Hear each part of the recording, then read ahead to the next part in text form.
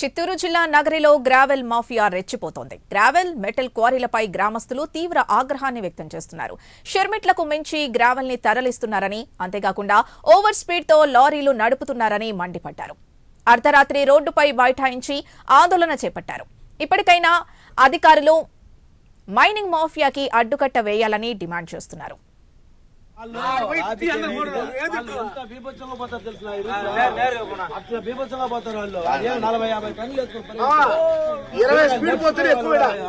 అలాంటిది 50 పోతాడు ఏంటి పని పోవడం భయం. 2-3 సార్లు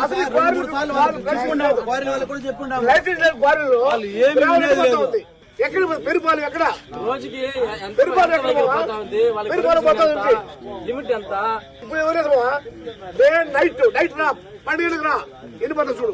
ఇప్పుడు అనామతిగా ఇక్కడ తగులుకున్నారే వీళ్ళు. సార్ ఇప్పుడు ఒక వ్యక్తిని కొట్టేసినాడు అని తెలిసో తెలియకో జరిగిపోయింది. మళ్ళీ దాన్ని ఆపేదానిపోతే పోయే వ్యక్తి దగ్గర కొడితే ఎంత ధీమా ఉండాలి ఆ మనిషికి, ఎంత ధీమా ఉండాలి సార్?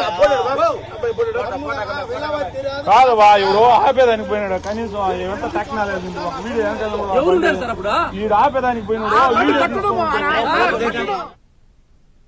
చిత్తూరు జిల్లా నగరిలో గ్రావెల్ మాఫియా రెచ్చిపోతోంది. గ్రావెల్ మెటల్ క్వారీలపై గ్రామస్తులు తీవ్ర ఆగ్రహం వ్యక్తం చేస్తున్నారు.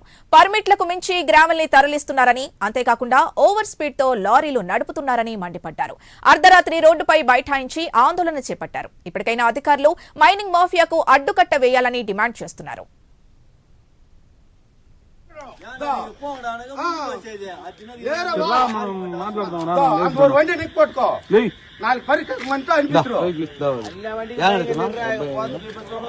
హాస్పిటల్ ఉన్నా సార్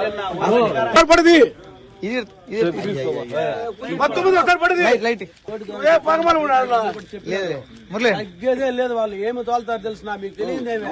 40 మంది గుద్దేసి బస్సు ఖాళీ మాట్లాడతాం కొంచెం కాసు. ఇక్కడ ఏం ట్రాఫిక్ అవుదా వాళ్ళు వాళ్ళు